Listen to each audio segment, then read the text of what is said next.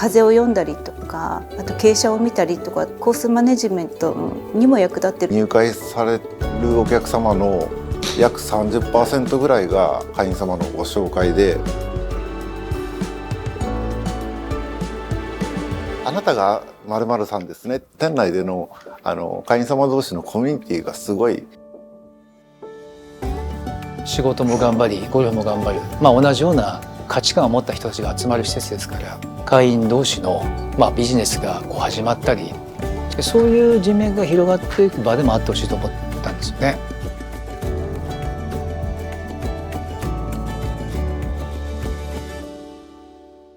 世界最大規模ということなんですけど、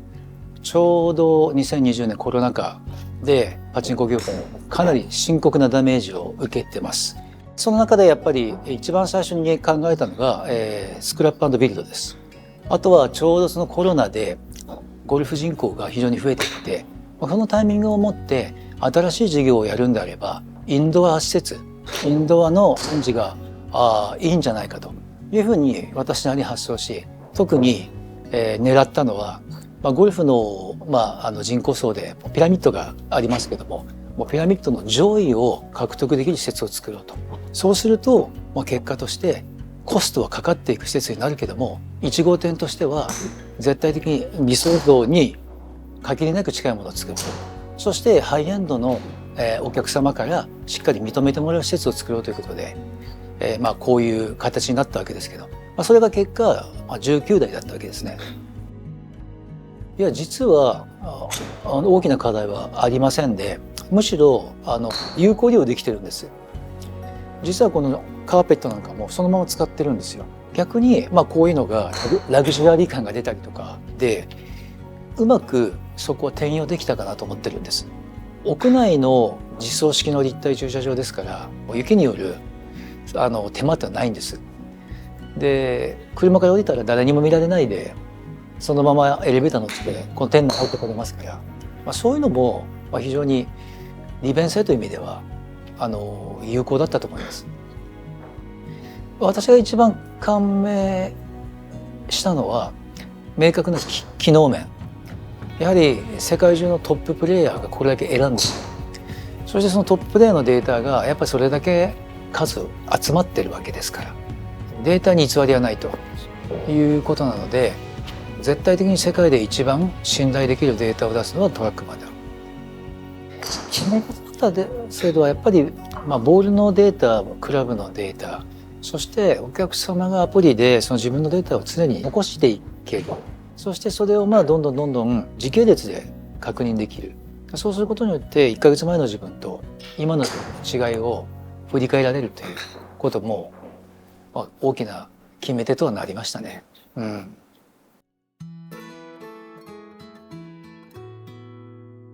まずプロのインストラクターが常駐しておりまして、まずはお客様にサンプルでショットを打っていただいて、その中からお客様が改善したいところをヒアリングして、データの中から3点ほど改善項目を見つけて、そこに特化した練習をしていただいております。そこが改善されましたら次の改善点っていう形で取り組んでおりまして、トラックマンのおかげでデータが見える化されてますので、単調な練習でもお客様が飽きずに継続できるっていうメリットがございます。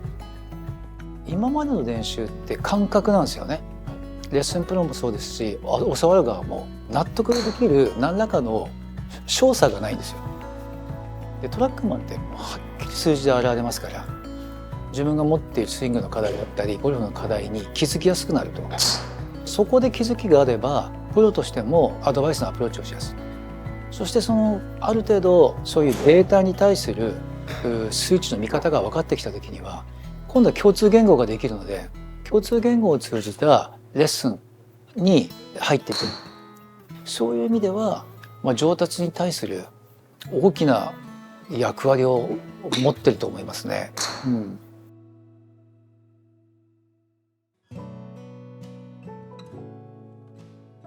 僕もジュニアからやってきて、教えてもらう内容ってそのコーチの感覚論だったり、やってよかったものを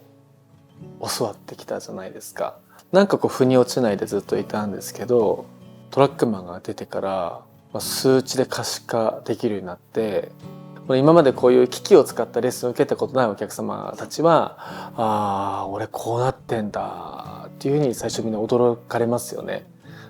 数値とスイングを見て自分のフォームとか、あと数値を近づけようとすることで盲目的にやってた時よりもどこをどう直したら良くなるのかっていうのが分かりやすいなと思ってます。日本にある恵庭カントリーとか、あと御殿場とかももちろんなんですが、海外のホットバンカーがあるようなコースも経験できるのはすごい楽しいなと思ってやらせていただいてます。実際のコースの練習になると同じクラブを1回しか持てないっていう緊張感と、あと風を読んだりとか、あと傾斜を見たりとかっていうのもしているので、実際のコースに出た時も同じような感じで風を見たり傾斜を見たりっていうことができるようになったので、コースマネジメントにも役立ってるんじゃないかなと思ってます。やっぱり数字でお見せできるっていうところ、その方の現状を伝えることができる。そして変化したビフォーアフターのアフターをお見せすることができるっていうのがやっぱり質の向上になっていると思います。もちろん経験されてる方もたくさん学ぶことはあると思うんですけど、私のように初めから何もわからない状態で始める方は特に変な癖もつかないだろうし、データを見ながらやるのはすごく重要だなと思うので、初心者の方におすすめしたいです。ぜひ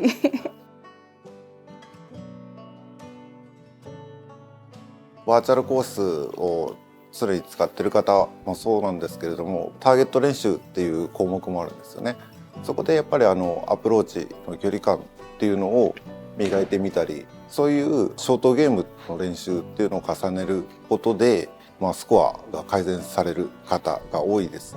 まずコースの映像がすごく綺麗だという感想をいただいております。実際のコースでラウンドしているような感覚を得られるといった声があります。で、もともとうちの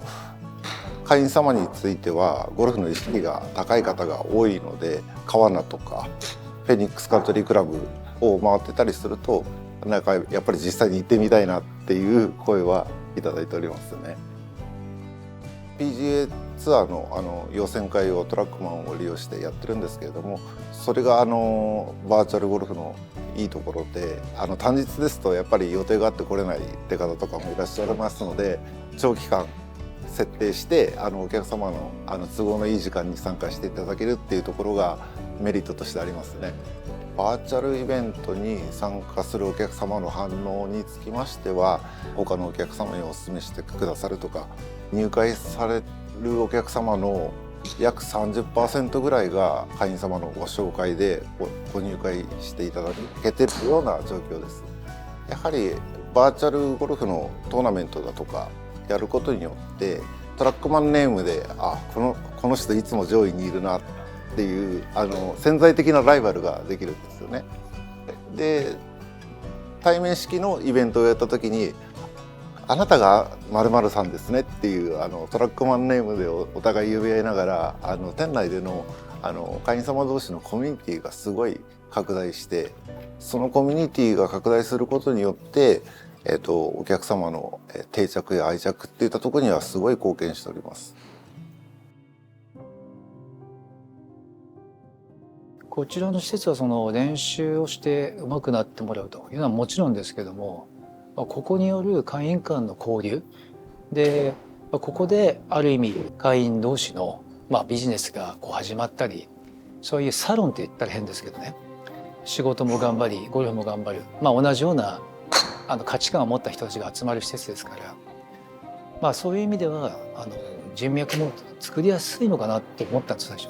でそういう人脈が広がっていく場でもあってほしいと思ったんですよね。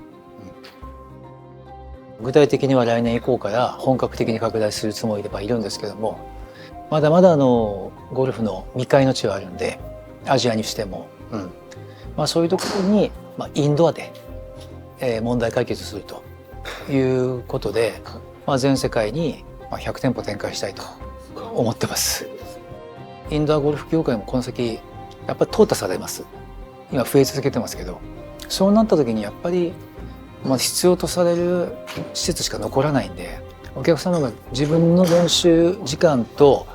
今の実体験に比例するものがあるかどうか、やっぱり練習をし続けたことによってここが確実に上達したりとか、ここが変わったというものがあるかどうか、